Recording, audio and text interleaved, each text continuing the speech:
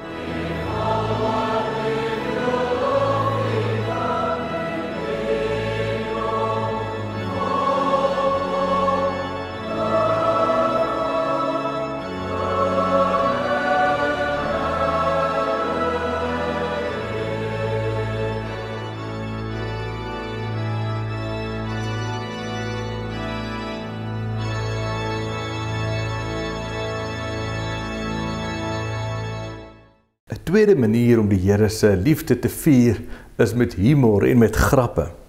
Die Bybel is vol daarvan. Van die storie van Abraham wat op 100 nuwe vuur kry en die pa van 'n babatjie word, tot Johannes wat subtiel spog dat hy tog vinniger as Petrus kan hardloop. Bybelboeke soos Ester en Jona laat ons eintlik lag vir die dom dinge wat die karakters doen, van Ahasveros tot Haman tot Jona self. Daar is snaakse stories in die Bybel. Markus vertel van die klomp vriende wat hulle verlamde maat deur die dak laat afsak het om by Jesus uit te kom. En Lukas skryf van sy evangelies van 'n diensmeisie wat dink sy sien Petrus se spook, en van Paulus wat so lank preek dat Etigus aan die slaap raak en by die venster uitval. Jesus self was nie stroef en ernstig nie, en het grappe gemaak. Hy het met 'n vonkel in sy oog oor sy vriende gepraat. Die twee ernstige broers, Jakobus en Johannes, het hy die Boanerges, die seuns van die donder gedoop. En vir wisselvallige Petrus het hy 'n rots genoem, en later 'n mooi belofte daarvan gemaak. Jesus het gespot met die Fariseërs se gedweep. In Matteus 23 vers 24 lees ons: blinde leiers, julle skep die muggie uit die beker uit, maar julle sluk die kameel in.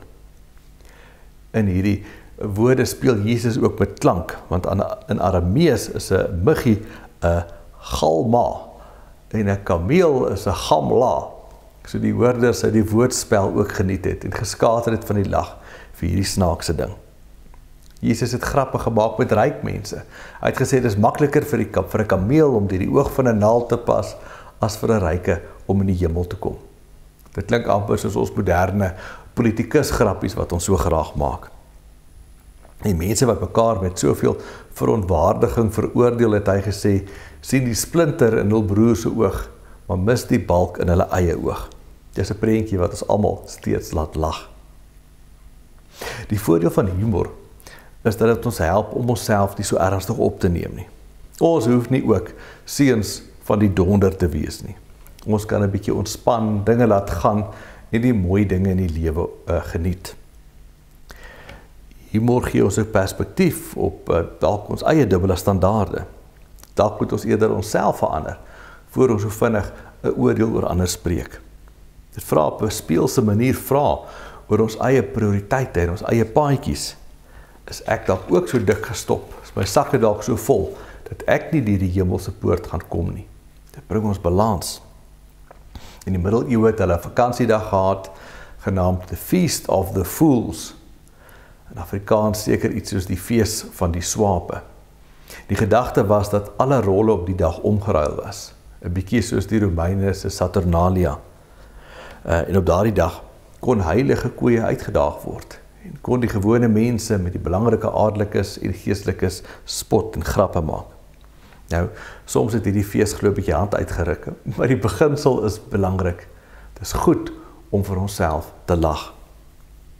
Maar vriende, ons kan net vir onsself lag as ons weet dat ons in die Here se hande is.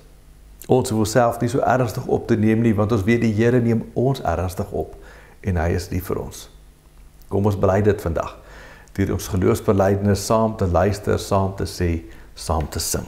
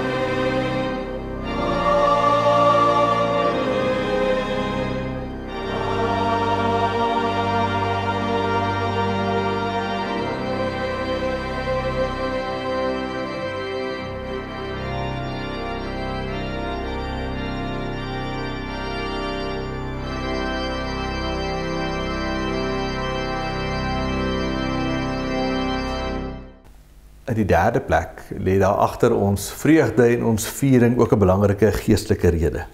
Ons is bly want ons weet die Here sorg vir ons. In Filippense 4 lees ons die woorde: Wees altyd bly in die Here. Ek herhaal, wees bly. Wees inskikkelik teenoor alle mense. Die Here is naby. Moet oor niks besorg wees nie, maar maak in alles julle begeertes deur gebed en smeking en met danksegging aan God bekend. En die vrede van God, wat alle verstand te bowe gaan, sal oor julle harte en gedagtes die wag hou in Christus Jesus. Paulus sê, ons moet baie bly wees. Die Message vertaling sê, ons moet revel in hom. Ons moet oor niks besorg wees nie, maar eerder met die Here praat, met gebed, smeking en danksegging, oor daardie dinge waaroor ons dalk besorg sou wou wees. Die teks is baie nugter oor die lewe. Daar is maar dinge in die lewe wat ons bekommerd maak, dinge wat ons bang maak, en dinge wat ons vreugde steel. Die lewe is nie net verlag en verspeel nie. Maar dit is juist in sulke tye, wat ons op 'n besondere manier die Here se vreugde kan beleef, omdat ons hierdie moeilike en seer dinge vir die Here kan aangee. Ons vreugde is nie 'n blink plastiek laagie wat ons kunsmatig in ons wêreld plak nie. Ons ken seer, ons ken bekommernis, ons ken vrees, maar ons weet van wie af ons hulp kom. En dit, vriende, dit maak ons bly. Daar's 'n ander voorwaarde vir vreugde en dit is gehoorsaamheid. Die Here hoor ons gebede en ons moet ook na sy opdragte luister. Sy wil en sy woorde is juis daar om ons heel te maak, om ons vry te maak, om ons te seën. Onthou julle toe 'n vrou op 'n dag vir Jesus uitroep in Lukas 11, hoe bevoorreg is die vrou wat u liggaam gedra en aan haar bors gevoed het hy geantwoord, nog meer bevoorreg is hulle wat die woord van God hoor en dit onderhou. Om die Here se stem te hoor en daarna te luister, skep die omstandighede vir vrede. Maar om aan die Here gehoorsaam te wees, gee ook van self, in sigself al vreugde. Dit gee sin, dit gee smaak aan die lewe. Selfs wanneer dinge nie maklik is nie. Selfs wanneer ons saam met mekaar huil, kan ons weet dat die Here ons trane sien. Dat hy ons nood hoor, ons gebede hoor en ons antwoord. Hy lei ons, troos ons en bring vir ons nuwe lewe.